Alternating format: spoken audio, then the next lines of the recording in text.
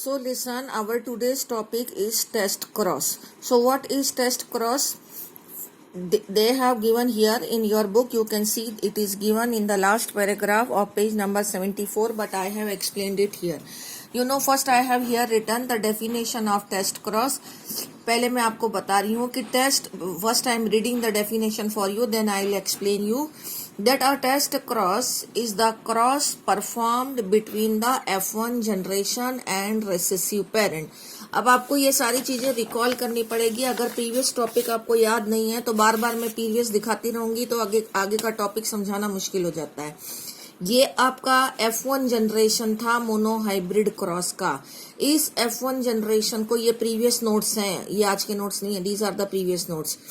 तो ये F1 generation है. इस F1 जनरेशन को इस रेसेसिव पेरेंट के साथ में क्रॉस करवाया जाएगा.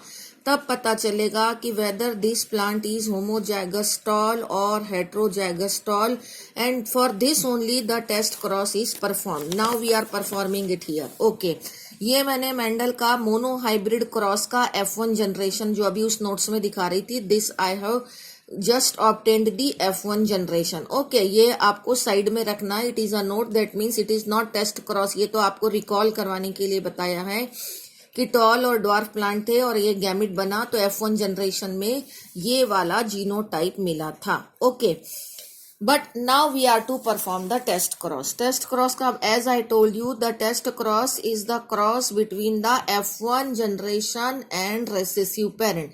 अगर F1 जनरेशन हेट्रोजाइगस है, ये तो पता चल गया हेट्रोजाइगस है, so that we have written capital T small t. लेकिन अगर इसको पता करना है कि either it is capital T small t or it is capital T, ये वाला टॉल है कि ये वाला टॉल है, इसके लिए we are to perform the test cross. तो test cross is the F1 generation with recessive parent. तो ये रेसेसिव पेरेंट है. These are the gametes performed by, यहाँ पर बार बार आपको अब अपने आप से लिखना आ जाना चाहिए because we have done it many time. ये पेरेंट है, ये गैमेट बन गया, and this is the F1 generation. तो इस केस के अंदर F1 जनरेशन के अंदर आपको ये रिजल्ट मिला कि these two plants were tall and these two plants were dwarf. तो that means 2:2 और 1:1 का रेशो है tall is to dwarf का.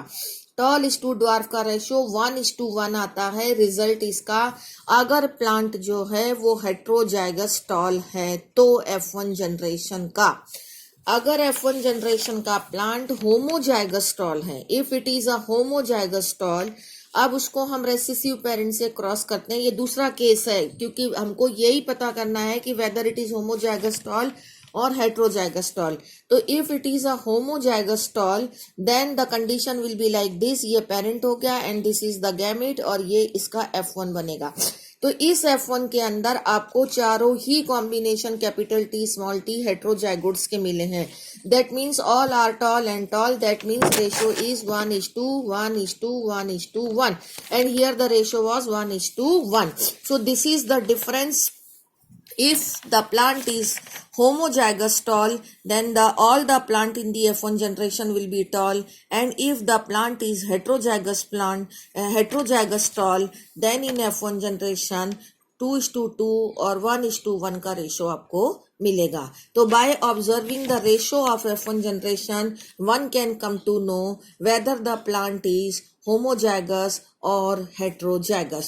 So as in monohybrid cross we had taken the example of height, so the test cross is also explained by taking the example of height, and in your book also they have explained it this way only.